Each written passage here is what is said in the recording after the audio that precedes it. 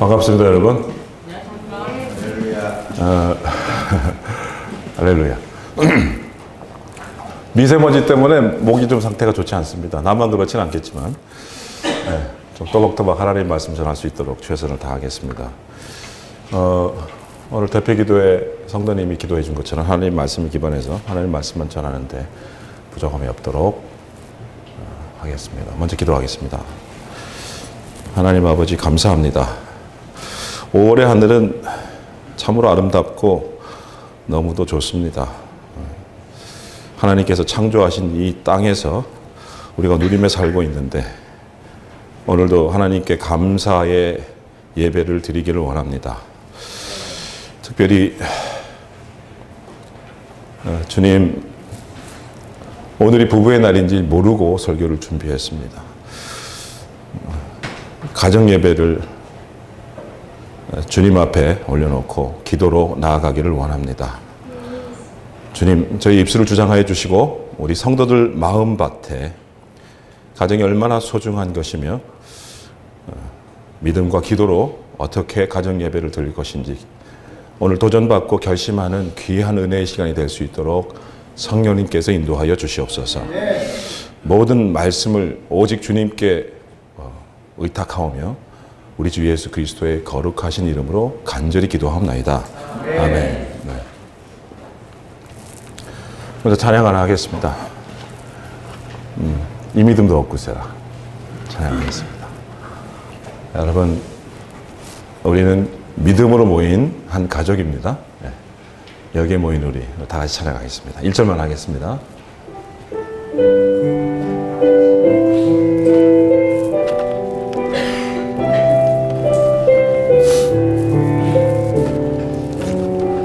아멘. 여기에 모인 우리, 여기에 모인 우리, 주의 은총 받은 자여라. 주의 은총 받은 자여라.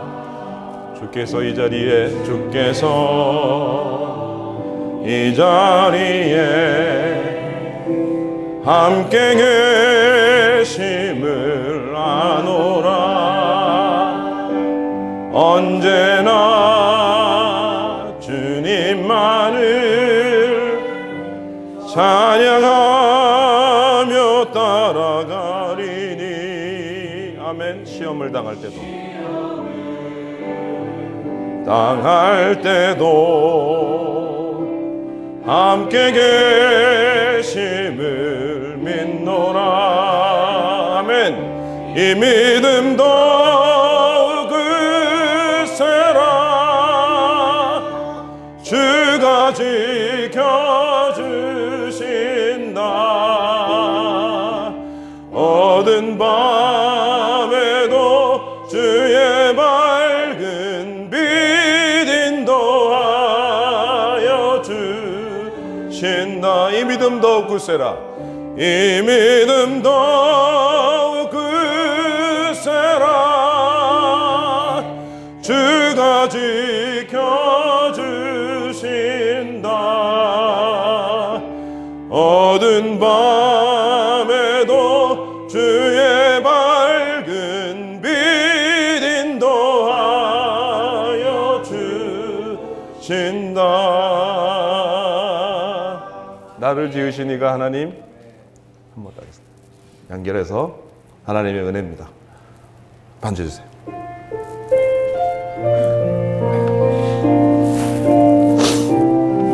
오늘 말씀에도 나옵니다. 우리는 찬양받기 위해서 창조되어진 사람들입니다. 무시로 하나님 찬양드리길 원합니다.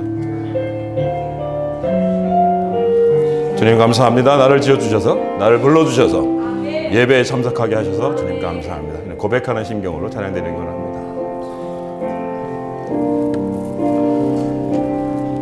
나를 지으신 이가 하나님, 나를 부르신 이가 하나님. 아멘. 나를 보내신 이도 하나님. 나의 나 된 것은 다 하나님 은혜라. 나의 달려갈 길 다가도록 아멘. 나의 마지막 호흡 다하도록 나로 그 십자가 품게 하시니 나의 나 된 것은 다 하나님 은혜라. 한량없는 은혜 갚을 길 없는 은혜 내 삶을 애워 사는 하나님의 은혜 나 주저함 없이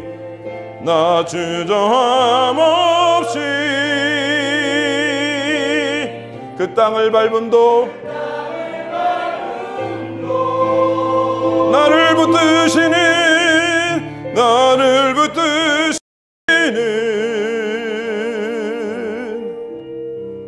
하나님의 은혜 나를 지으시니가 하나님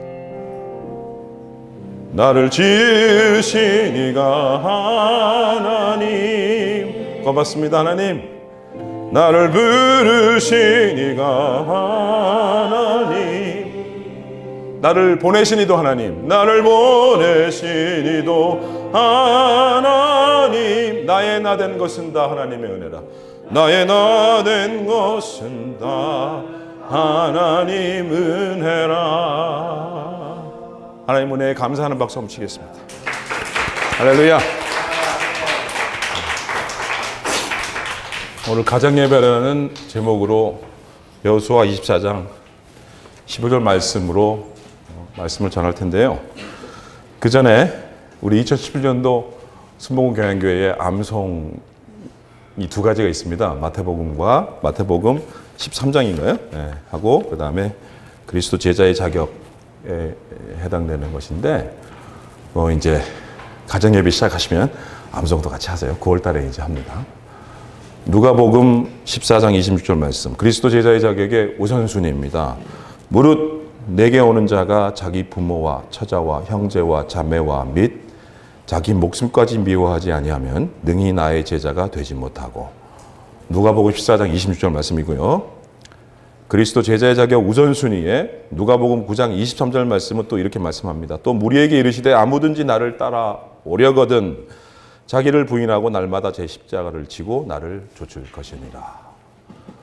그리스도 제자가 되기 위한 탑 프라이오리티, 가장 우선적인 순위가 쉽지 않은 말씀입니다. 나를 죽이고 자기 십자가를 매일 지고 나를 좇을 것이고 자기 부모와 처자와 형제와 자매와 및 자기 목숨까지 미워하라 이렇게 말씀하십니다.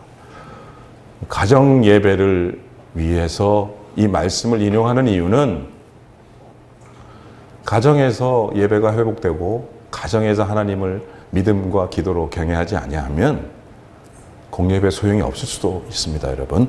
그래서 오늘 가정 예배를 신구약을 통틀어서 어떻게 하나님께서 말씀하고 계시고 이런 것들을 제가 여러분께 좀 전하고자 합니다. 도전 받으시고 저부터 그렇게 열심히 가정 예배를 충실히 드릴 수 있도록 오늘 이 시간을 통해서 그렇게 믿음으로 선포합니다. 네. 그 전에 여기 가족들도 계시고 또 가족이 계시지 않는 분들도 있는데 정말 설교 내내 여러분들 이제 태신자도 저희가 5월 말까지 이제 적어내고 6월 18일 날에 초청 예배를 드립니다. 한 가족일 수도 있고 이웃일 수도 있습니다. 그렇지만 정말 간절한 마음으로 그분들을 위해서 간절한 마음으로 오늘 가정 예배의 말씀을 기반으로 해서 기도로 준비하시고 잘 감당할 수 있기를 주님의 이름으로 축원합니다. 네. 참 그리고요. 주보를 보시면 깨알 같은 글씨로 되어 있잖아요. 우리 최준호 장로님 감사합니다. 네, 제가 원래는 이거 3배 분량을 보내드리고 이메일로 내용이 전부 주보 안에 다 들어가 있었으면 좋겠습니다라고 말씀을 드렸는데 물리적으로 굉장히 힘든 것 같았어요. 그래서 장로님께서 좀 많이 주셨습니다만 장로님께 최선을 다해 주셔서 했는데 금주의 말씀 꼭 기억하셨다가 두고두고 가정예배에 대해서 이 내용은 제가 만든 것이 아니고 제가 인용한 부분입니다. 검증된 신학자로부터 나온 얘기이기 때문에 여러분들이 교과서처럼 가정예배에 지침으로 좀 두셨으면 좋겠습니다. 본문은 여호수아 24장 15절 말씀인데요. 본문 한 번 더 보겠습니다. 만일 여호와를 섬기는 것이 너희에게 좋지 않게 보이거든 너희 열조가 강 저편에서 섬기던 신이든지 혹 너희가 거하는 땅 아모리 사람의 신이든지 너희 섬길 자를 오늘날 택하라. 오직 나와 내 집은 여호와를 섬기겠노라. 여호수아가 출애굽한 이후에 모세를 뒤를 이어서 지도자로 하나님으로부터 축복을 받죠. 그래서 이렇게 백성들에게 정합니다. 오직 나와 내 집은 여호와를 섬기겠노라. 네, 아멘. 본문 말씀입니다.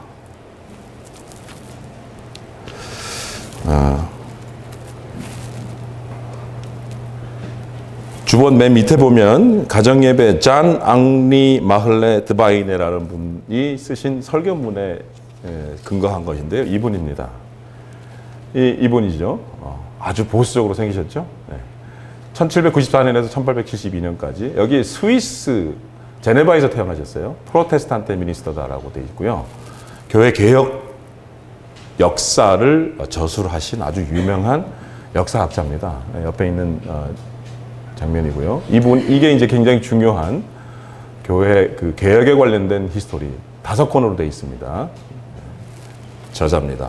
신학자들 사이에서는 굉장히 유명한 그리고 굉장히 깊이 있는 그런 책의 내용으로 해서 많이 레퍼런스로 쓰신다고 들고 있습니다. 이분이 브뤼셀이라는 곳에서 설교한 내용을 제가 인용했습니다.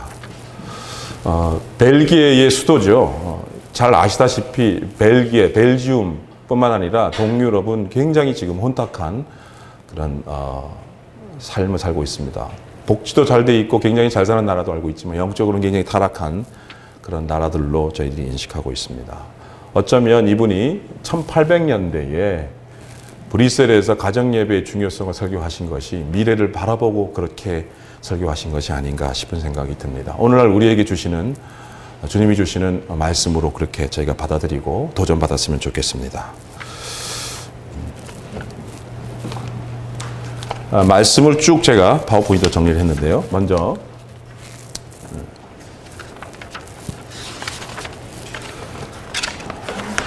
가정예배에 대한 얘기가 관련된 내용이 쭉 나옵니다.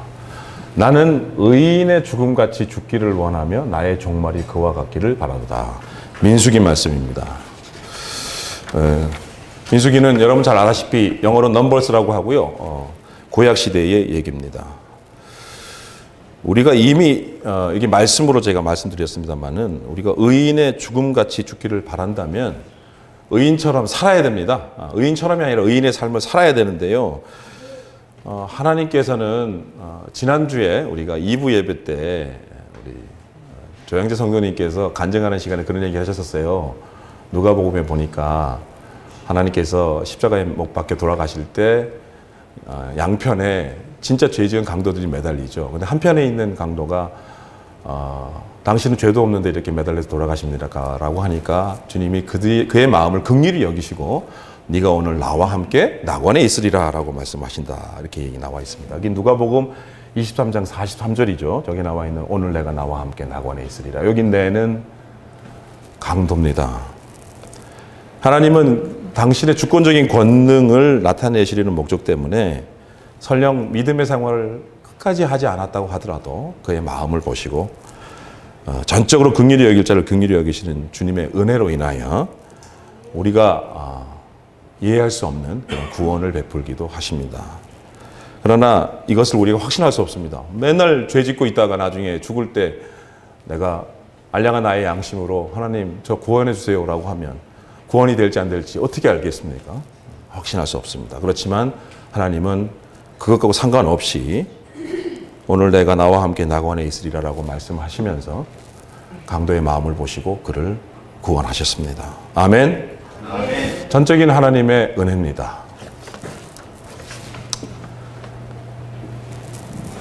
가정예배는 창조와 함께 시작됐습니다. 자, 그러면 가정이라는 것이 무엇입니까, 여러분?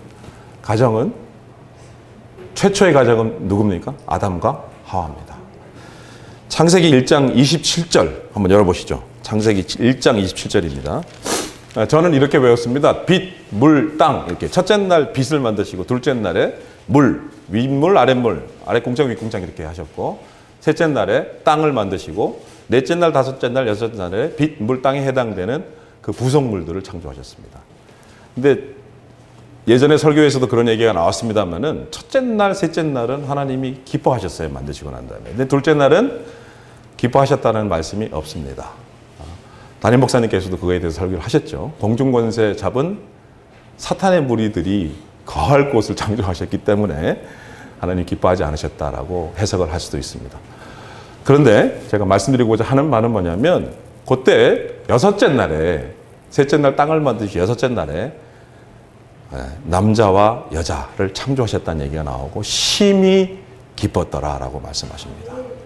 하나님은 우리를 창조하실 때 당신의 이미지대로 형상대로 만드시고 생육하고 번성하라라고 아주 많은 권한들을 주시고 권세를 주시고 하나님 하지 말아야 될 것들만 지키면 끊임없는 축복을 주셨는데 저희들이 범죄했죠.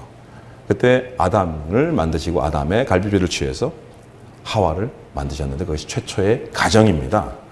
그래서 가정을 만드신 이유는 축복해 주시기 위해서 그렇습니다. 가정이 가장 소중한 단위고 가장 밑에 있는 단위고 가정으로부터 모든 것이 시작하는 것입니다. 가정예배는 세상 창조와 함께 시작이 됐고 지상에 오직 한 가정만 존재했을 때에도 하나님께 예배드리는 것이 무슨 예배겠어요? 가정예배일 수밖에 없는 거죠. 성경은 말씀합니다. 창세기 4장 26절 셋도 아들을 낳고 그 이름을 에노스라 하였으며 그때의 사람들이 비로소 여호와의 이름을 불렀더라. 창세기 4장 26절 말씀입니다. 이 말씀에서 가정예배는 오랫동안 하나님을 찬양하고 하나님께 간구하고 부르는 유일한 예배 형태였다는 것을 충분히 시사하는 그런 말입니다. 그 이후로 생육하고 번성하느라고 많은 사람들이 태어나고 또 나이가 들고 그렇게 해서 가족을 이루고 그래서 이제 족장 시대에 이릅니다. 보시면 내가 그로 그 자식과 건속에게 명하여 여호와의 도를 지켜 의와 공도를 행하게 이렇게 얘기가 나오죠. 해서 지금 잘 보이질 않는데 제가 여기 보겠습니다.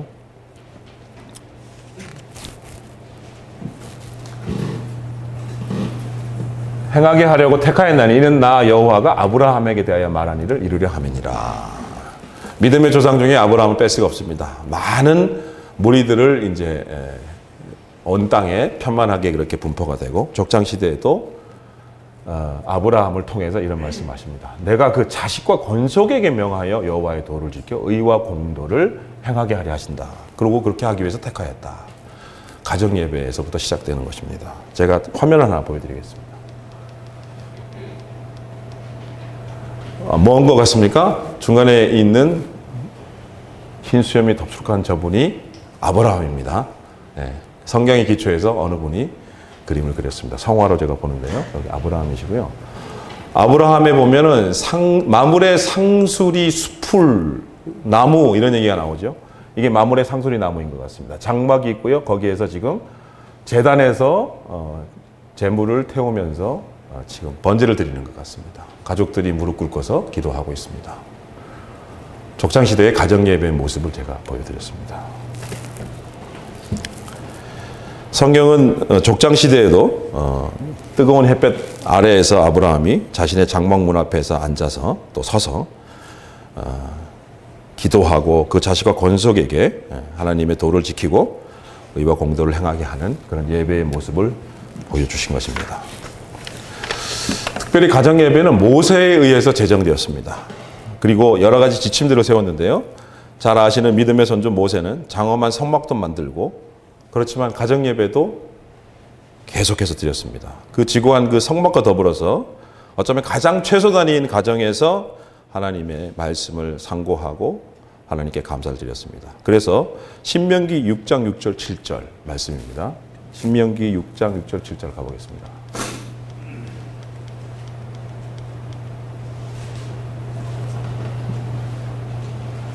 오늘날 내가 내게 명하는 이 말씀을 너는 마음에 새기고 내 자녀에게 부지런히 가르쳐 집에 앉았을 때든지 길에 행할 때든지 누웠을 때든지 일어날 때든지 이 말씀을 강론할 것이며 이렇게 나옵니다. 자, 여러분 또 자료 하나 보여드리겠습니다. 자, 여러분 따라해 보시죠. 쉐마. 네. 자, 첫 줄만 너희는, 자, 읽어보겠습니다. 시작. 너희는 들으라는 뜻이다. 신명기 6장 4절에 초대에 있는 말씀으로 히브리인들의 신앙 고백이요 교육 지침이 된 말이다. 여기까지 하겠습니다. 쉐마. 이것이 이제 가정 예배의 키워드입니다. 요거에 관련된 내용도 조금 더 소개를 해드리겠습니다. 또 자료를 하나 보여드리겠습니다. 보이시죠, 여러분? 여기 신명기 6장에 나와 있는 말씀을 이렇게 사진을 보면 그렇습니다. 이 아이의 팔레에 지금 말씀을 이렇게 감고 있습니다. 그리고 이것이 전형적인 히브리인들, 유대인들의 예배의 모습입니다. 아버지와 아들. 보기에도 너무 은혜스럽죠? 네. 공식적인 모습입니다만은 이 사람들은 이게 이제 자기의 전통 의상이고 이렇게 미간에다가 말씀을 새기기 위해서 이렇게 머리에다가도 뭘 하고 이렇게 나와 있습니다. 자.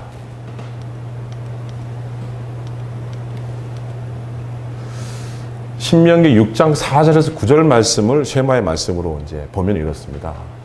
이스라엘아 들으라. 우리 하나님 여호와는 오직 하나인 여호와시니. 이제 보이질 않아서. 네. 너는 마음을 다하고 성품을 다하고 힘을 다하여 내 하나님 여호와를 사랑하라. 다 같이 하겠습니다. 오늘날 시작.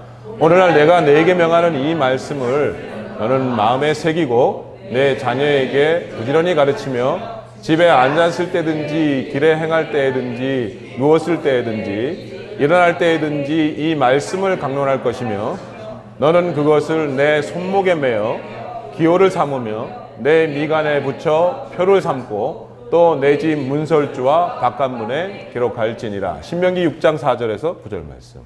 디도서 1장 11절 다 같이 읽겠습니다. 저희의 입을 막을 것이라. 이런 자들이 더러운 일을 취하려고 마땅치 아니한 것을 가르쳐 집들을 온통 엎드러지는 도다. 디도서 1장 11절 말씀을 왜 여기다 제가 붙였냐면은 가정 예배가 왜 회복이 돼야 되는지 중요한 원인 중에 하나이기 때문에 그렇습니다. 요거를 제가 동성애하고 연결을 시켜봤습니다. 제 마음속에는 자라나는 아이들에게 지금 정확하게 하나님의 말씀에 근거한 삶의 지침을 주지 아니하면 조만간 엄청난 배도와 하나님의 말씀에 정면으로 거스르는 그러한 사회에 나도 모르게 물들여서 정말 판단 없이 의지 없이 그렇게 살아갈지도 모르기 때문에 그렇습니다. 잠깐만요. 자, 위에 있는 신명기 6장 4절 9절 말씀을 아까 제가 화면 잠깐 그 화면 좀 보여주세요. 잠깐만요. 네, 요게 그 말씀입니다. 손목에 지금 이렇게 말씀으로 감고 있죠. 저는 나와 여러분 모든 가정이 이런 히브리 유대인들의 가정 예배의 모습처럼 이런 모습은 아니더라도 정말 매일매일 이렇게 기도로 찬양으로 하나님께 가정에서부터 예배를 회복하기를 주님의 이름으로 축원합니다.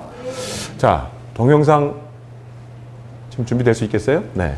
제가 CTS 뉴스에서 동성애 관련된 3분짜리 영상을 한번 보여드릴 텐데 여러분 집중해서 들어보시고요. 요거는 2016년 1월에 영상인데 2016년 11월에 트럼프가 대통령으로 당선이 돼서 지금은 어쨌든 그런 움직임들이 많이 완화가 된 상황입니다. 그렇지만 완벽하게 동성애가 불법화됐다고 볼 수가 없습니다. 많은 나라에서 동성애가 합법화되고 있고 그것으로 인한 폐해가 일어나고 있습니다. CTS 기독교 방송에서 3분짜리입니다. 뉴스를 한번 보시고 심각성을 보시고 아까 디도서 1장 11절 말씀을 다시 한번 읽고 우리가 왜 가정예배가 이렇게 소중한 것인지 전부 도전받으시는 그런 시간이 되기를 원합니다. 네.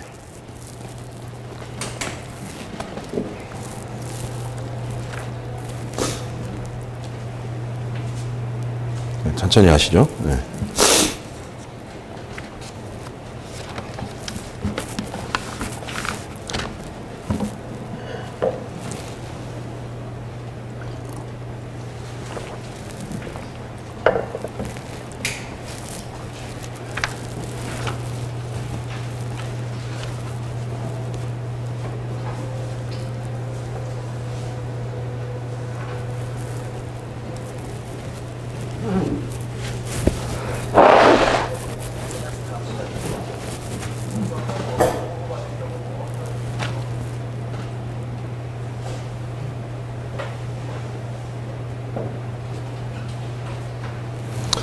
제가 갑자기 저 좀 해달라고 해가지고 네, 조금 시간이 걸리더라도 애써서 고맙습니다. 오늘.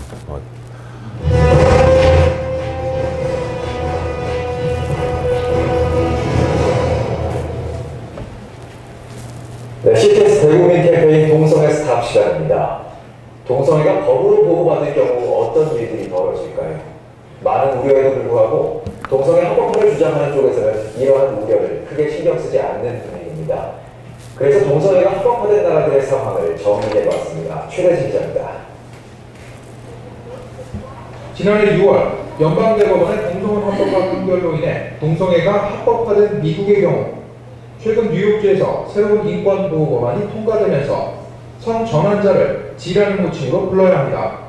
사람에게 그녀인 쉬나 그인 히로 부르면 25만 달러, 한화로 약 3억 원에 가까운 벌금을 내야 합니다. 웬만한 국내 수도권 아파트 한 채 가격입니다.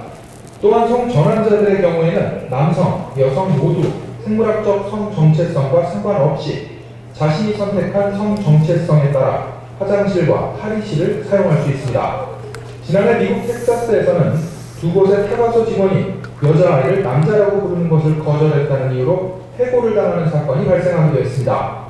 이 밖에도 지금까지 발생한 동성애 합법화에 따른 수많은 피해 사례가 있습니다.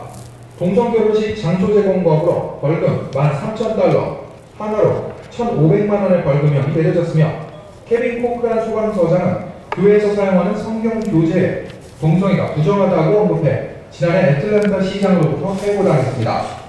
또한 동성결혼의 주례를 거부해 징역 및 벌금형을 감수해야 하는 목사 부부, 동성커플 결혼증명 발급을 거부한 미국 법원 서기가 법정 구속되는 사건 등이 있습니다. 미국뿐만이 아닙니다. 영국에서는 한 목회자가 거리에서 동성결혼의 죄라는 제목의 설교를 했다는 이유로 체포당하는 사건과 동성결혼을 반대했다는 이유로 직장과 소속단체로부터 해고, 파면당하는 사건이 일어나고 있습니다. 심지어 캐나다에서는 만으로 8살이 되면 동성결혼을 정상으로 배우고 13살이 되면 국왕성교와 학문성교를 교육받습니다. 동성애를 합법화한 전세계 모든 국가들에게 여러 피해 사례들이 지금 이 시간에도 발생하고 있습니다. 국내에서도 동성애가 합법화될 경우 이와 같은 피해를 받을 수 있다는 우려의 목소리가 높아지고 있습니다. 동성애를 위한 자유가 아니라 동성애로부터 자유해지는 것이 진정으로 그들의 인권을 위한 일이다라고 정의를 내린다 한다면 차별금지법안은 진정한 의미에서의 동성애자 인권을 오히려 후퇴시키고 그들의 삶을 더 방치시키는 그런 악법이 될 수 있죠. 동성애자들의 인권을 보호하기 위한 동성애 합법화 6개월이 지난 지금 많은 사람들이 오히려 불편함을 호소하고 있습니다. CTS 최대진입니다. 자, 다시 연결하는데 시간이 좀 걸리기 때문에 여러분 내가 가진 성경의 348쪽입니다. 신약 디도서 1장 11절 여러분 꼭 마킹을 해놓으세요. 네. 디도서 1장 11절이 주님이 분명히 우리에게 경고해 주시는 말씀입니다. 동성애 다 같이 348쪽 디도서 1장 11절 다 같이 말씀을 읽겠습니다. 찾으셨죠? 디도서 1장 11절 시작. 저희의 입을 막을 것이라. 이런 자들이 더러운 일을 취하려고 마땅치 아니한 것을 가르쳐 집들을 온통 엎드러 치는도다. 아멘. 집들을 이렇게 저희 가정을 얘기하는 것입니다. 분명히 하나님께서 말씀으로 남자와 여자를 구별해서 창조를 하셨고 남자의 도리와 여자의 도리가 있습니다. 합력해서 선을 이루고 가정에 축복을 주셨습니다. 절대 동성애에서는 우리 크리스찬들은 동성애에 대해서는 절대 타협을 해서는 안 될 것으로 믿습니다. 아멘입니까? 네. 자, 다시 이제 아브라함을 봤고요. 이제 욥의 말씀으로 한번 가보겠습니다. 잘 아는 우리 믿음의 조상 욥이죠. 욥은 온 가족이 다 죽임을 당하고 많은 축복을 다시 받았는데요. 보세요. 욥이 어떻게 가정 예배를 드렸는지. 욥기 1장 5절 말씀입니다. 욥기 1장 5절에 보면 저쪽엔 잘 안 보이실 텐데 욥기 1장 5절 다 같이 시작. 아침에 일어나서 다 같이 안 보입니까? 그래요? 제가 읽어드리겠습니다. 아침에 일어나서 그들의 명수대로 번제를 드렸으니 이는 욥이 말하기를, 잠깐만요. 저도 잘 안 보여서 여기 보겠습니다. 잠깐만요. 혹시 내 아들들이 죄를 범하여 마음으로 하나님을 배반하였을까 함이라. 욥의 행사가 항상 이러하였더라. 욥기 1장 5절입니다. 욥이 누굽니까, 여러분? 네, 사탄 마귀가 욥을 시험하겠다고 하니까 목숨만 건드리지 말고 시험해라 라고 하나님이 아주 100% 신뢰하고 보증한 하나님의 사람입니다. 여러분 기억나시죠? 욥기를 읽으면서 기와장을 몸을 막 긁고 저주, 막 친구들이 와서 저주해라, 네가 믿는 하나님이 너를 이렇게 괴롭게 하는데 한시에 온 가족과 그 종들까지 다 죽임을 당하잖아요. 그래도 끝까지 하나님을 배신치 아니하고 하나님이 나에게 베푸신 은혜를 계속 회개하고 감사하고 그렇게 합니다. 욥도 가정예배의 산 모범이었습니다. 다윗은 어떻습니까? 전생애 동안에 하나님을 높여드린 삶을 살았고요. 온몸이 다 벗어졌는데도 불구하고 부끄러운 줄 모르고 하나님을 찬양하고 춤을 추었다고 나와 있습니다. 시편에서 다윗의 고백을 우리가 은혜로 항상 매일매일 묵상합니다. 여호와의 장막에서 하루를 지내는 것이 악인의 장막에서 첫날을 거하는 것보다 낫다고 고백했던 다윗도 가정에서 예배는 꼭 드렸을 것이라고 믿어 의심치 않습니다. 그는 이렇게 선언합니다. 시편 78편 3절에서 4절, 44편 1절에서 이렇게 말씀합니다. 이는 우리가 들은 바요 우리 열조가 우리에게 전한 바라. 우리가 이를 그 자손에게 숨기지 아니하고 여호와의 영예와 그 능력과 기이한 사적을 후대에 전하리로다. 후대에 전하는 방법은 가정을 통해서입니다, 여러분. 그러면 구세주 우리 예수 그리스도께서 우리를 위해서 사셨던 공생애가 있던 신약으로 가보면 이런 말씀이 나옵니다. 디모데 후서 3장 15절에 또 내가 어려서부터 성경을 알았나니 성경은 능히 너로 하여금 그리스도 예수 안에 있는 믿음으로 말미암아 구원에 이르는 지혜가 있게 하느니라. 사도 바울이 디모데 후서 3장 15절에서 이렇게 말씀하시고 또 디모데 후서 1장 5절은 이렇게 말씀합니다. 이 믿음은 먼저 내 외조모 로이스와 내 어머니 유니게 속에 있더니 내 속에도 있는 줄 확신하노라. 가족에 이어지는 제너레이션 투 제너레이션, 세대 간에 이어지는 가정예배를 통한 믿음의 그러한 유산들이 계속해서 말씀으로 지금 지칭이 되고 계십니다. 마가복음 18장 20절에 익숙한 구절입니다. 두세 사람이 내 이름으로 모인 곳에는 나도 그들 중에 있느니라. 마태복음 18장 20절 말씀입니다. 예수님께서는 이 지상사역을 하시는 동안에 성도들의 가정에서 가정예배가 진행되어야 되는 기초를 이미 말씀을 하셨습니다.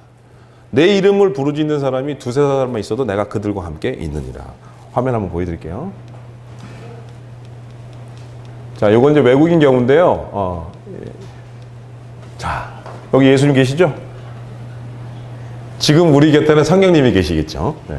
이렇게 예배를 드립니다. 서양 사람들의 가정 예배의 모습입니다. 저희들은 이게 이제 동양 사람으로 바뀌면 이렇게 됩니다. 네. 우리 안방 문화죠. 네, 보시면 할아버지인 것 같고 이렇게 아이들이 모여서 옹기종기 모여서 이렇게 예배를 드리는 모습입니다. 나와 여러분의 가정의 모습, 이런 모습이 매일매일 이루어지기를 주님의 이름으로 축원합니다. 네.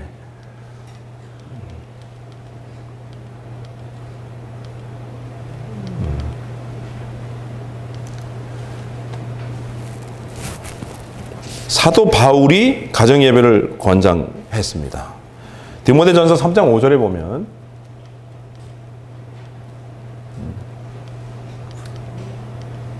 여기 나옵니다. 간단하게 이렇게 말씀드립니다. 내 집을 잘 다스리라. 아멘.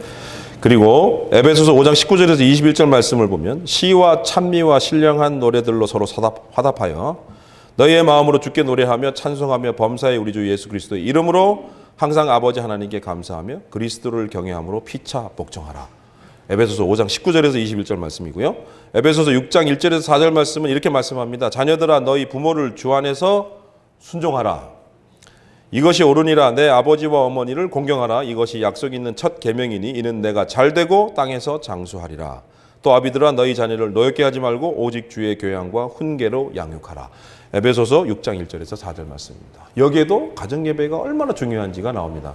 이 말씀은 여러 목사님들이 인용을 하지만 가정에서 이것이 이루어지지 않으면 공예배에서 여러분 절대로 그리스도의 향기가 드러나지 않습니다. 여러분 나중에 결론에 그런 부분이 나옵니다. 이 삶이 예배가 되는 현장에서 가정예배가 세워진 곳에서 공예배가 연속성상으로 이루어져야 되는 것이지, 공예배 때는 거룩한 척, 가정예배에서는 엉망으로 사는 그런 가정들이 얼마나 많습니까? 저부터 회개했습니다.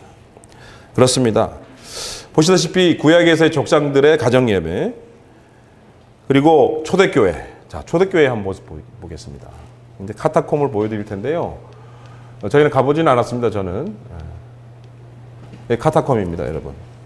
지금 이렇게 좀 멋있게 나와 있는데 토구를 짓고 박해하는 그리스도인들이 이렇게 모여서 지하에서 예배를 드렸습니다. 이분들의 소망은 오직 예수 그리스도입니다. 예배 이외에 무엇을 할 수 있었겠습니까? 그렇죠? 초대교회 성도들의 이 카타콤을 보면서 우리가 많은 은혜를 받는데, 우리는 너무 편한 생활을 하고 있어서 가정예배를 안 드리는 것 같아요. 저는 그렇게 믿습니다. 가정예배를 한번 드리려면 너무 바빠요. 일 바빠, 학교 바빠, 뭐 바빠. 모여서 같이 식사하기도 힘듭니다. 근데 무슨 가정예배냐, 이런 생각이 듭니다. 그럼에도 불구하고 가정예배는 드려야 됩니다. 시간에 상관없이 언제든지 예배를 드릴 수 있어야 됩니다. 잠깐이라도 모여서 예배의 요령을 좀 이따가 같이 볼 텐데요. 여러분 도전 받으셔서 가정예배를 회복하시길 주님 이름으로 축원합니다. 사도 바울은 가정예배를 이렇게 권장을 했고요. 또 말씀드린 대로 구약과 신약에 걸쳐서 이렇게 가정예배는 쭉 이어져 있습니다. 카타콤에서 기록된 말씀을 파괴시키려는 악한 박해주의자들의 손에 넘어가지 않도록 주의하면서, 그 성경 말씀이 얼마나 귀했겠습니까? 잘 같이 그 말씀 주변에 둘러앉아서 성경을 읽으며 하나님을 찬양하며 예배하는 이 카타콤의 모습을 보면서 여러분 어떤 생각을 하십니까? 3세기에 교회의 유명한 신학 박사인 알렉산드리아의 클레멘트라는 분이 있습니다. 클레멘트 알렉산드리아라고 치면은 나오는데, 이분이 오늘 장로님이 얘기하신 부부의 날에 딱 맞는 그런 말씀인 것 같습니다. 기독교인 부부들에게 매일 아침마다 기도하며 성경을 읽을 것을 권장을 하면서 이렇게 말씀합니다. 따라해 보세요. 어머니는 아이들의 영광이요, 아내는 남편의 영광이며 모든 식구들은 아내의 영광입니다. 그리고 하나님은 그들 모두의 영광입니다. 라고 했습니다. 어머니의 역할이 굉장히 중요하죠. 그리고 어머니로부터 시작해서 하나님으로 끝이 나는데, 어머니는 아이들의 영광이고 아내는 남편의 영광이며 모든 식구들은 아내의 영광이다 라고 말씀하고 계십니다. 부부의 신앙생활에 대한 조언을 그렇게 하신 겁니다. 두 사람 사이의 연합이 얼마나 놀라운 일입니까? 동일한 소망과 같은 뜻과 같은 생각을 하며 함께 산다는 것, 또한 같이 하나님을 섬긴다는 것이 얼마나 아름다운 일입니까? 처음부터 아담과 하와의 모습으로 아이를 낳고 생육하고 번성하면서 하나님의 믿음 안에서, 하나님의 사랑 안에서 살아가는 것이 얼마나 큰 축복입니까? 서로 가르치며 권면하고 온유한 마음으로 서로를 지지하고 함께 지상 천국으로 갈 수 있다면 얼마나 축복받는 것입니까? 고난도 함께 받고 기쁨도 함께 나눕니다. 서로의 문제들도 함께 나눕니다. 가족 간에 숨길 것이 무엇이 있겠습니까?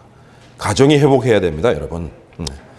만일 우리가 초대교회 성도들의 이런 아까 말씀드린 카타콤에서의 겸손한 가정 생활을 계속 이어간다면 얼마나 좋겠습니까? 근데 그 이후의 역사를 보면요, 가정 예배가 점점 이제 실천이 점점 줄어들고요, 각각 제멋대로 갑니다. 물질이 풍요해지고 그러다 보니까 가정에서 이제 많은 분란도 일어나고 가정이 많이 깨지기도 하고 그렇습니다. 우리나라가 부부간의 이혼율이 가장 높은 나라 중에 하나인 거 여러분 아시죠? 가정 예배는 모든 복음주의 가정에서 대부분 실천되어야 되는 것입니다. 가정 예배를 실천한다는 것은 언제나 경건 생활을 실천한다는 것입니다. 이 세상과 잘 어울리는 새로운 경건 방식을 고안해냅니다. 여러 교회에서.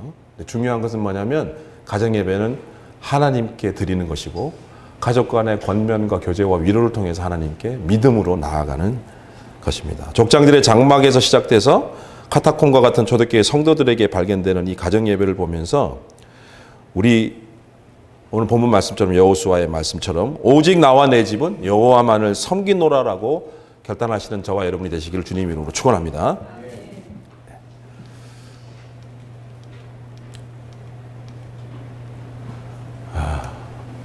저희들이 찬송을 불렀습니다. 이사야 43장 21절에 보면 이 백성은 내가 나를 위하여 지었나니 나의 찬송을 부르게 하려 하심이니라.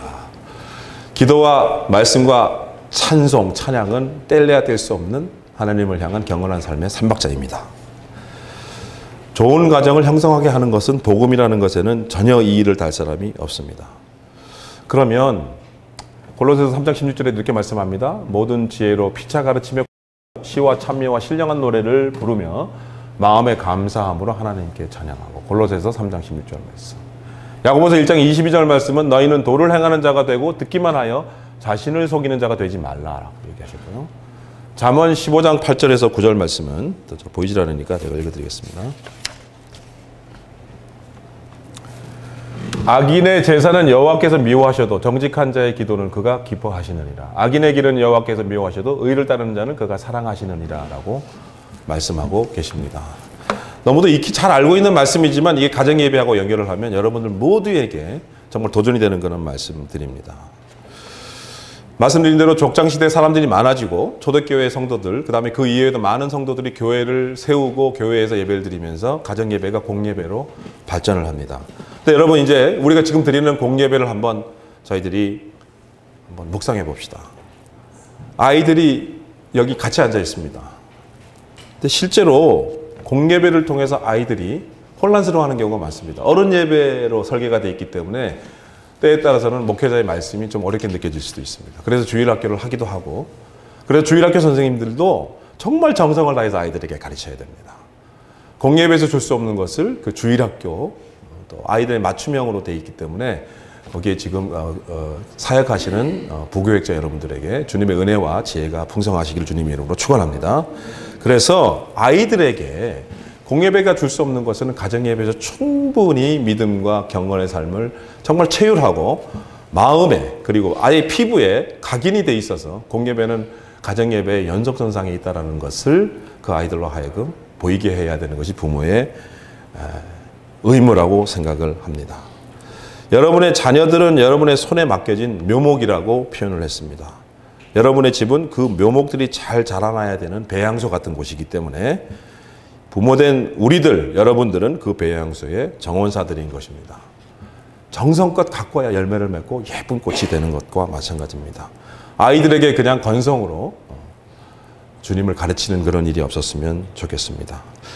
아이들의 나쁜 습관들과 행실들이 다 우리들의 책임인 건 여러분들도 잘 알고 계실 겁니다. 여러분의 양심, 제 양심이 그렇게 분명히 대답할 것입니다. 자녀들을 여호와를 경외하는 자들로 양육할 수 있게 되기를 주님의 이름으로 정말 간절히 소망합니다. 그것은 가정에서 경건의 훈련을 가지는 것만큼 효과적인 것은 아무것도 없기 때문에 그렇습니다.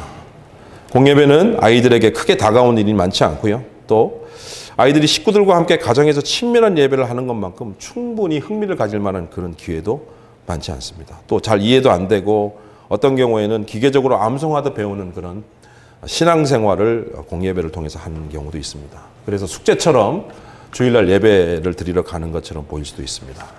그래서 부모의 모범적인 신앙생활이 굉장히 중요합니다. 시편 1편 3절, 시편 1편 3절 말씀은 이렇습니다. 하나님을 경배하는 일이 가정에서 일어나지 않으면 최고의 교훈들이 무용지물이 되게 하는 것이기 때문에, 그래서 가정예배라는 수단으로 말미암아 어린 식구들이 시냇가에 심겨진 나무가 절로 자라자듯 열매를 맺게 될 것이다. 시편 1편 3절에 그렇게 말씀하시죠. 저는 시냇가에 심은 나무라. 사철을 쫓아 과실을 맺는 것은 뭐 때문이라고요? 하나님의 말씀이 깊이 뿌리를 내리고 있기 때문에 그렇다 하는 말씀입니다. 하나님의 섭리하심에 대한 불신이 존재하고 불을 탐하는 일이 가득하며 다른 것들에 눈독을 들이고 성격이 각자 다른 모습이 그대로 돌출되고 원리 원칙에서 이탈이 되고, 이런 일들이 가정예배로 가정이 이루어지지 않은 가정에서는 비일비재하게 일어납니다. 뭐가 잘못됐는지도 모르고 그렇게 갑니다. 수많은 문제들로 고통하고 수많은 돌봄의 손길이 요구되는 일들로 한숨이 가시지 않는 그런 가정들이 너무나 많습니다. 그렇지만 가정예배를 통한 경건한 가정생활은 그 모든 악한 것들을 다 극복하게 만듭니다. 왜냐하면 서로 아픈 것들을 치유해주고 격려해주고 기뻐해주고, 주님 사랑 안에서, 가정 안에. 너무 바쁜 우리들이 그럴 시간이 없어요. 그냥 육체적으로는 다 아버지, 엄마, 아들, 딸인데 이렇게 하나님을 매개로 해서 하나님께 모든 것을 내어놓고 하나님의 이름으로 성령이 임재하심으로 경건한 생활을 가정에서 하질 않기 때문에 가정은 이제 먹는 식당, 잠자는 숙소로 전락해 버렸습니다. 모두가 이제 가정에 대해서 다시 한번 우리가 소중하게 생각하는 그런 시간이 되시기를 주님의 이름으로 축원합니다. 시편 118편 15절에 이렇게 말씀합니다. 의인의 장막 속에 기쁜 소리, 구원의 소리가 있으며. 의인의 장막 속에, 여러분의 가정이 의인의 장막이 되기를 주님의 이름으로 축원합니다. 하나님을 예배하며 하나님을 찾으며 하나님을 진정으로 사랑하는 가정에서도 시련이 옵니다. 그러나 반면에 또 좋은 선물도 하나님께서 허락하시죠. 낙심된 영혼들은 다시 소생함을 받게 됩니다. 사람이 그렇게 하는 것이 아니라 우리 안에 내주에 계시는 성령님께서 그렇게 해주십니다. 잘 아시는 시편 23장 4절 말씀 이렇게 얘기합니다. 비록 내가 사망의 음침한 골짜기를 다닐지라도 해를 두려워하지 않을 것은 주께서 나와 함께 하심이라. 주의 지팡이와 막대기가 나를 안위하실 것이라. 시편 30편 3절에서 5절 말씀 이렇게 말씀합니다. 여호와여 주께서 내 영혼을 음부에서 끌어내어 나를 살리사 묻어 내려가지 않게 하셨나이다. 그 노염은 잠깐이요 그 은총은 평생이로다. 저녁에는 울음이 기숙할지라도 아침에는 기쁨이 오리다. 다윗이 이렇게 고백했습니다. 이러한 마음은 공예배에서 우리가 아무리 말씀으로 우리가 마음의 결심을 해도 가정에서 그것을 실천하지 아니하면 까먹어버립니다. 마태복음 13장에 말씀 씨비유가 나오잖아요. 우리 마음이 옥토밭이라고 하더라도 사탄은 계속해서 그것이 돌짝밭, 가시떨기밭에 떨어지게 만들어서 그 말씀을 잊어버리게 하는 것입니다. 디모데전서 4장 8절 말씀에 이렇게 말씀합니다. 경건은 범사에 유익하니 금생과 내세에 약속이 있느니라. 아멘? 아멘. 여러분, 경건한 삶은 굉장히 이렇게 겸손하고 아주 하나님의 은혜를 받은 것처럼 이렇게 외식하는 그런 모습이 아니고 마음에서부터 우러나오는 하나님의 주권을 전적으로 순복하고 기도로 하나님께 나아가고 하나님을 찬송하고 하나님 말씀을 늘 묵상하는 그런 삶을 보여줄 때 배어나오는 그리스도의 향기입니다. 그러면 가정예배는 어떻게 할 것인가? 주보에 그렇게 썼습니다. 첫째, 여러분이 아직도 가정을 통제할 힘이 있다면, 조건부로 해놨는데 여러분 무조건으로 이해하시기 바랍니다. 하나님께 내가 가장이라면, 또 내가 가족 구성원이라면, 가족 구성원인 경우에는 가장에게 이렇게 요청하십시오. 아버지, 아니면 어머니, 아니면 형님, 가정예배를 회복하기를 원합니다. 권위로 세우셨사오니 가정예배에서 영성과 진리와 생명이 결핍되지 않도록 오늘 기도하시고 가정예배를 이끌어주세요라고 얘기하시고, 가장 되시는 분들은 오늘 특별히 가정예배에서 내 영성과 진리와 생명이 주님의 은혜 안에서 결핍되지 않고 하나님께서 주시는 이 권세와 이 능력으로 가정예배를 이끌어 나가시기를 주님의 이름으로 축원합니다. 단지 성경 구절 몇 개 읽는 것을 일관하지 마십시오. 또 마음에도 없는 반복적인 똑같은 기도문 읽지 마십시오. 가정예배가 없는 게 날지도 모릅니다. 이거를 우리가 죽은 형식적인 가정예배라고 봅니다. 이렇게 되면 많은 가정들이 이런 예배를 드릴 수 있는지도 모릅니다. 에스겔서 37장 1절에서 14절 말씀, 이건 꼭 한번 읽어보십시오. 마른 뼈들에게 생기를 부어주시는 하나님의 그런 기적의 역사가 나오는데요. 하나님이 능치 못하신 것들이 없습니다. 제가 우리 가족의 권면으로 유튜브를 밤에 봤는데요. 졸다가 듣다가 했는데 천국 지옥 간증이 나옵니다. 여러분, 천국 지옥 간증하면 이렇게 마음속으로 조금 부정적으로 생각하시는 분도 계시고, 네, 성령님께 지혜를 구하시고 들어보시면 어제는 좀 특이했습니다. 김진이라고 하는 선교사, 중국에 살고 있는 젊은 선교사가 표현은 조금 거친데 키워드가 눈에 확 들어왔는데 이 얘기입니다. 천국에 사람들의 장기와 신체 각 부위들이 따로 모여있는 방이 있더라는 겁니다. 그래서 네가 믿음으로 기도하고 내가 몸이 아픈데 예를 들어서 내 장기 중에 뭐가 이상해서 주님 고쳐주세요라고 하면 그 기도로 인하여서 그 새 장기를 바꿔서 끼우면 된다는 거예요. 네, 여러분. 거부감이 있으세요? 저는 거부감이 없습니다. 성령님께 의지하셔서 이 말씀이 여러분에게 도전이 되시길 원합니다. 만드신 이도 하나님이시고 보내신 이도 하나님이시고 지으신 이가 하나님이시고 부르신 이도 하나님이신데, 그래서 오늘날 매번 담임 목사님께서 예배 초기에 자 아픈 부위에 손을 대시고 믿음으로 기도합시다라고 하실 때 여러분 순종하시고 믿음으로 기도하십시오. 고쳐지십니다. 새 심장을 주십니다.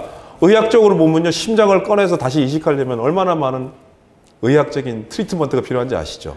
근데 하나님 방식으로는 그것이 그냥 수초 이내에 눈 깜짝하시에 바뀔지도 모릅니다. 여러분 주위에서 많은 분들을 보시지 않습니까? 왜 봤으면서도 믿지를 않으십니까? 왜냐하면 내 의가 강하기 때문에 그렇습니다.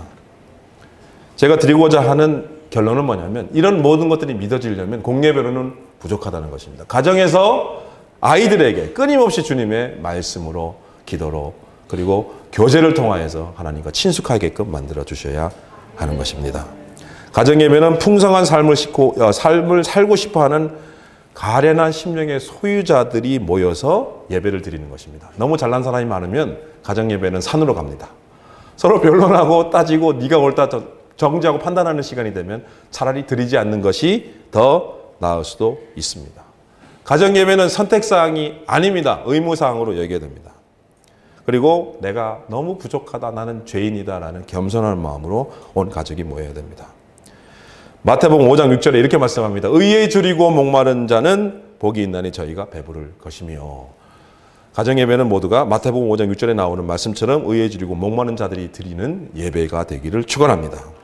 두 번째로 너무 형식에 지나치게 얽매이지 말라, 종속되지 말라, 또 지나친 순서들을 첨가하지 말라 이런 얘기입니다. 간단할수록 좋습니다. 부담이 되면 안 됩니다. 그리고 전적으로 자유스러운 분위기에서 진행이 돼야 됩니다. 저는 이 부분에 대해서 상당히 많은 회개를 했습니다.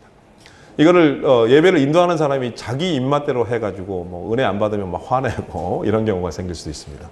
가정예배의 주체는 가족 구성원들이지만 예배를 받으시는 분은 하나님이십니다. 그래서 아까 보셨지만 우리 믿음의 조상 아브라함이 상술의 마물의 상수리 나무 풀숲에서 장막을 치고 예배 드릴 때의 그 모습에서 보시면 알겠지만 뭐 따지고 변론하는 모습입니까? 그저 하나님께 감사드리는 모습이었습니다. 그런 가정 예배를 드리기를 축원합니다. 갈라디아서 5장 1절에 이렇게 말씀합니다. 그리스도께서 우리를 자유케 하시려고 자유를 주셨으니 그러므로 굳세게 서서 다시는 종의 멍에를 매지 말라 얘기하십니다. 그러면 어떻게 하면 하나님께 성결한 가정 예배를 드릴 수 있겠습니까? 첫째로 하나님 말씀을 먼저 읽어야 됩니다. 하나님 말씀이 항상 중요합니다. 성경을 읽음으로써 참된 지식을 습득하게 되는 것입니다. 여러분 뭐 다 아시다시피 성경에 모든 내용들이 다 들어가 있습니다. 그 말은 구어체로 되어 있고 또 히브리어를 번역했기 때문에 조금 이해가 안 가는 오래된 표현들도 있지만 그 해석을 잘 해보면 하나님께서 그 모든 원리를 다 성경에 녹아내셨습니다. 구약에서부터 신약까지 무불통지입니다. 모든 예언, 과학적인 것들, 의학적인 것들까지 우리가 알고 있는 모든 가치들이 다 녹여져 있습니다. 이것처럼 훌륭한 교과서가 참고서가 없습니다. 그 성경을 읽음으로써 참된 지식을 습득하게 되는 것입니다. 그래서 이 설교를 강의하신 이름이 하도 어려워서 저도 못 외우는데요. 잔 앙리 마흘레 드바이네라는 분이 이렇게 강조를 하셨습니다. 선지서들로부터 신약의 서신서들을 이렇게 읽는 것이 더 효과적일 수도 있다. 창세기 1장부터 읽으려고 그러면 이게 순서에 이제 막혀가지고 조금 지루함을 느낄 수가 있는데 처음부터 끝까지 읽는다고 해서 뭐 구약에서부터 신약까지 읽으라는 법도 없습니다. 여러분 마음에 감동 오시는 대로 선지서들, 그다음 신약의 서신서들 비교적 우리가 좀 더 이해할 수 있는 그런 모습들을 이렇게 떠오르면서 읽을 수 있는 그런 성경 순서들로 갈 수도 있습니다. 구약의 역사서들, 역사책이기 때문에 재미있고 또 많은 감동을 줍니다. 그것을 먼저 읽는 것도 유익합니다. 줄을 그어서 읽는 것도 바람직하다 이렇게 얘기하고 있습니다. 성경을 단지 옛날 이야기로 읽지 마시기를 권면합니다. 여러분을 위해서 쓴 책으로 그렇게 기억을 하시고 이것이 나의 지침서다라고 알고 정말 정성을 다해서 온 영적인 민감함을 가지고 읽으시기를 권면합니다.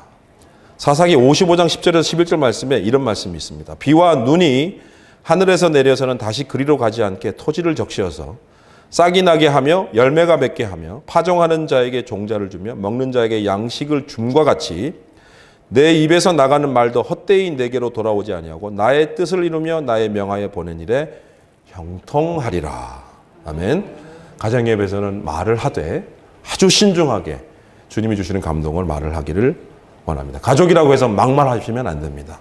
철저히 저도 회개하겠습니다. 두 번째, 하나님 말씀을 읽었으면 어떻게 해야 되냐? 기도해야 됩니다. 아주 당연한 얘기죠. 기도. 주께서 가까이 계시다라고 다윗은 시편 119편 151절에 그렇게 고백했고요. 사사기 65장 24절 말씀에 이렇게 말씀하십니다. 하나님께서 그들이 말을 마치기 전에 내가 들을 것이다. 이미 기도한다고 할 때 주님은 나의 마음을 아시고 미리 앞서서 행하셔서 그렇게 응답을 해주신다 하는 얘기입니다. 기도는 말보다 마음을 더 요구하고 큰 목소리로 기도하는 것도 중요하지만 마음이 더 중요하고 생각보다 믿음을 더 필요로 하는 것입니다. 기도는 하나님의 뜻을 묻는다라고 했더니 제가 아는 가족 한 분이 하나님의 뜻을 묻고 순종하는 것이다 라고 얘기했습니다. 저는 아멘입니다. 기도는 하나님의 뜻을 묻고 순종하는 것입니다. 내 주장으로 하나님을 협박하지 마십시오. 너희가 전심으로 나를 찾고 찾으면 나를 만나리라. 예레미야서 29장 13절에 그렇게 말씀합니다. 말씀을 읽고 기도를 하면 그 다음이 뭡니까? 찬송을 부르는 것입니다. 아까 말씀드렸죠? 이사야서 43장 21절 말씀에 하나님께서 우리를 지으신 것은 하나님의 찬송을 부르게 하심임을 왕족 출신인 선지자 이사야가 이렇게 말했습니다. 골로새서 3장 16절 아까 말씀드렸죠? 모든 지혜로 피차 가르치며 권면하고 시와 찬미와 신령한 노래로 부르며 마음에 감사함으로 하나님께 찬양하고 이 가정 예배의 키워드가 다 들어가 있습니다. 여러분 집에서는 제가 애완견 하나를 키웁니다. 몽골인데요. 그 아이는 자고 일어나면 꼭 가족들한테 돌아가서 문안 인사를 합니다. 걔가 영안이 방, 이란이 방 갔다가 2층은 이제 좀 막아놔서 그렇긴 한데 나중에 다 인사합니다. 걔가 여러분 영이 있습니까? 없습니다. 여러분. 이 저자가 이렇게 말씀합니다. 나는 동물들이 아침에 일어나서 제일 먼저 하는 것과 같은 행동으로 하나님께 나아갑니다. 아멘. 우리는 여러분 카타콤 보셨죠? 카타콤에서 하루하루가 생명을 건 하루하루입니다. 들키면 다 죽습니다. 어떻게 죽였습니까? 십자가에 매달아 놓고 사자들 풀어서 사자들로 하여금 잡아먹게 만들고 아주 악독하게 그렇게 핍박했습니다. 그리고 순교의 순간에도 찬송을 부르며 하나님께 영광 올리며 순교할 수 있는 그런 믿음은 저는 카타콤 가정 예배에서부터 체류화된 그들의 믿음이라고 봅니다. 여러분. 그분들은 매일 아침이 너무도 감사했을 거예요. 여러분. 주님 감사합니다. 하루를 또 주셨군요. 얼마나 하루가 귀하고 소중했겠습니까? 근데 여러분과 저는 하나님이 주시는 이 호흡, 하나님이 주시는 이 너무도 편안한 이 세상에서 아침에 일어나서 몽구리가 주인을 찾아서 뛰어가서 인사하는 것처럼 하나님께 인사하십니까? 감사하십니까? 실천하기를 주님의 이름으로 축원합니다. 아침에 일어나서 짧지만 하나님 저에게 눈 뜰 수 있는 시간과 호흡을 주셔서 이렇게 감사로 하루를 시작하시기를 권면합니다. 한번 따라해 보시죠. 하나님, 오늘 제가 예배 드릴 수 있게 해주셔서 무한 감사합니다. 하나님께 박수 한번 치겠습니다. 네.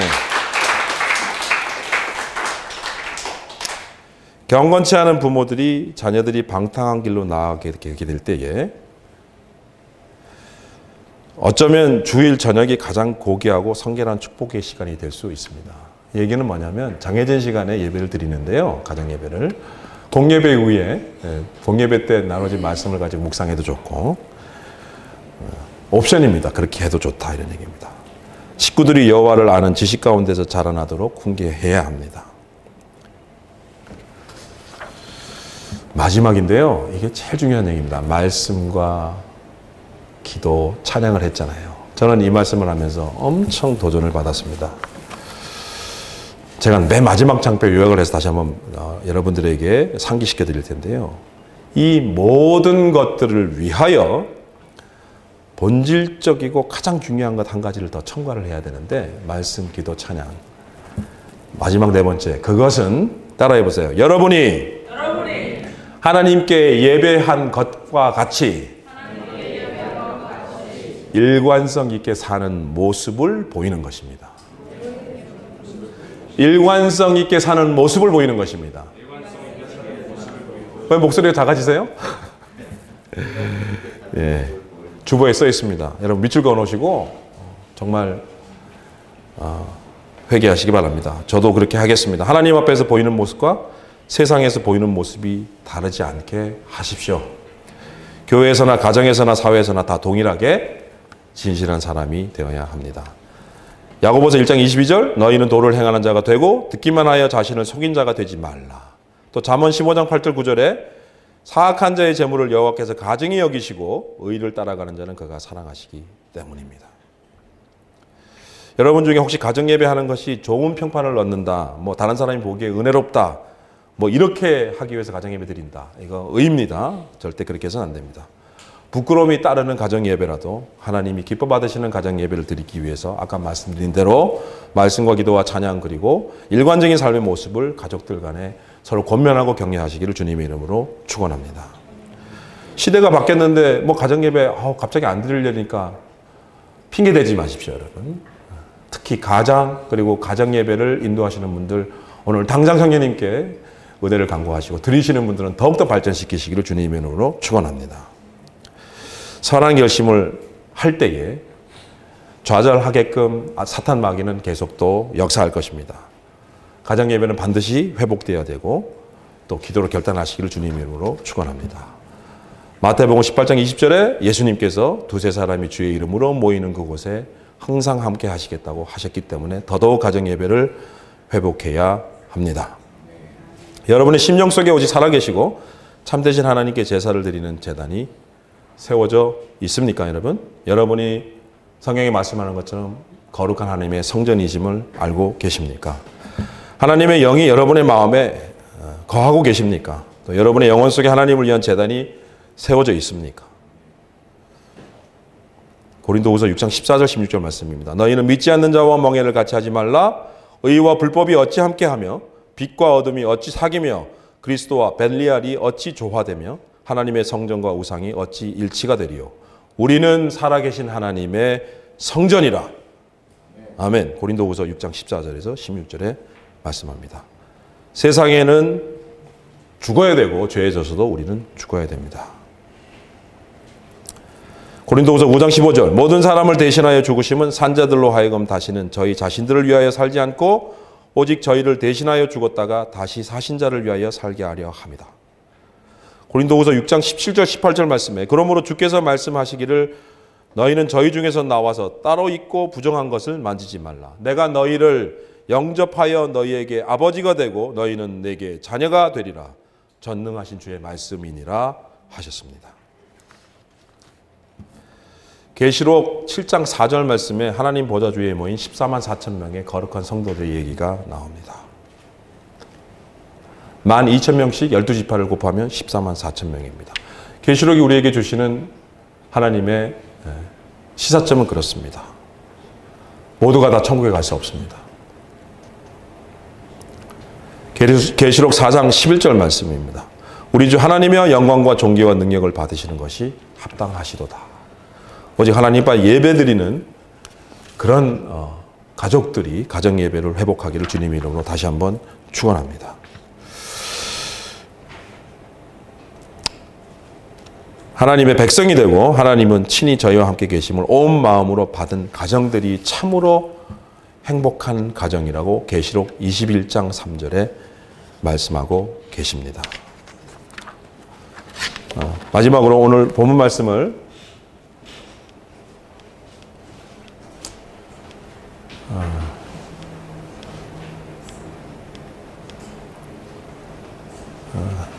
성결한 가정 예배에 대한 요약 말씀인데요. 먼저 그 주보를 보시고 오늘 본문 말씀을 한 번 더 같이 전심으로 하나님께 고백하는 그런 시간이 되기를 원합니다.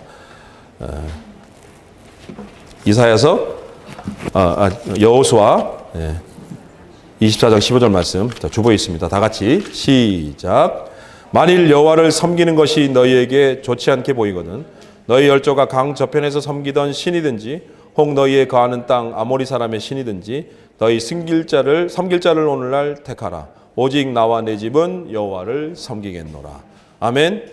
오직 나와 내 집은 여호와를 섬기겠노라라는 여호수아의 믿음이 여러분 가정 예배에 정말 각인되어지기를 주님의 이름으로 축원합니다. 성결한 가정 예배 요약하겠습니다. 첫째, 하나님의 말씀을 먼저 읽어야 합니다. 둘째, 함께 기도해야 합니다. 셋째, 찬송 부르는 것입니다. 마지막으로 본질적인 한 가지 말씀드렸죠.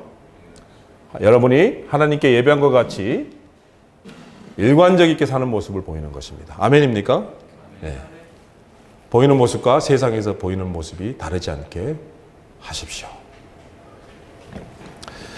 성경에 많은 곡들이 있습니다만은 가정에 대한 찬송가가 하나가 있습니다. 그거 우리 다 같이 찬양하고 제 말씀 마치고자 합니다. 305장 제가 가진 옛날 성경으로 305장 4절의 본반은 불어 있고 여기 가정의 찬송이거든요. 요거를 다 같이 찬송하고 그리고 설교를 마치겠습니다. 가정에서 이 찬송을 즐겨 부르시기 바랍니다.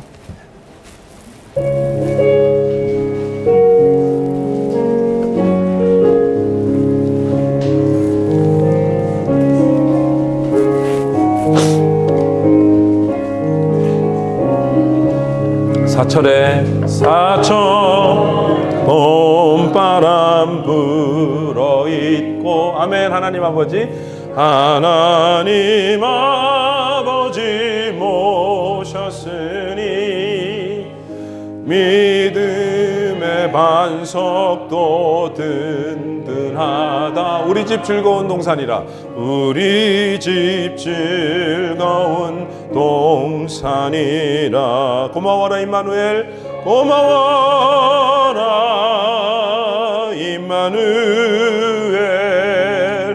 예수만 섬기는 우리 집 고마워라 임마누엘 복되고 즐거운 하루하루. 기도하겠습니다. 여러분 다 같이 기도하기를 원합니다. 혹시 이 자리에 온 가족이 예배에 참석하지 못하면 우리 오늘 전심으로 기도하기를 원합니다. 믿지 않는 부모들을 위해서, 형제 자매들을 위해서 기도하기를 원합니다. 주님 우리에게 여전히 지상 사명을 주셨습니다. 찬송을 하기 위해서 지으신 너희들이 할 일은 나를 전도하는 것이다. 나를 부인하고 나의 일관적인 모습을 통해서 그분들이 하나님 곁에 정말 나의 구세주로 영접하여서 하나님 우리를 위해서 정말 너무도 아름답게 지어놓으신 그 새하늘 새 땅에 같이 머물기를 원합니다. 우리 마음에 둔 태신자들 우리 가족을 위해서 간절히 기도할 시간을 갖고 제가 마치는 기도를 하겠습니다. 우리 주여 한번 간절하게 외치고 오늘 가정 예배를 회복하게 해달라고, 또 우리 믿지 않는 우리 친족들, 가족들, 어머니, 아버지를 위해서 간절히 기도하는 시간을 갖기를 원합니다. 주여 한번 외치고 기도하겠습니다. 주여! 주님 감사합니다. 5월 가정의 달을 맞이해서 가정 예배를 통하여서 주님 말씀을 상고하고 가정 예배를 회복하기를 원합니다. 성령님 함께하여 주시어서 특별히 내가 먼저 본이 되게 하시고 말씀을 읽고 기도하며 찬송하며 삶의 모습이 일관적이어서 교회 안팎에서 동일한 은혜의 삶을 통하여서 그 삶의 그리스도의 향기를 통하여서 믿지 않는 나의 가족들과 태신자들을 주님 전에 아버지 속히 이끌어낼 수 있도록 저희들을 인도하여 주시고 은혜 내려 주시옵소서. 긍휼히 여겨 하시고 무엇보다도 가정 예배를 회복하게 하므로 가족 구성원 간에 충만한 주님의 은혜를 통하여서 주님께서 우리에게 베풀어 주신 은혜와 사랑으로 가정을 잘 이끌어 나갈 수 있는 우리 모든 교회의 권속들이 되게 하여 주시옵소서. 우리 주 예수 그리스도의 이름으로 간절히 기도하옵나이다. 아멘.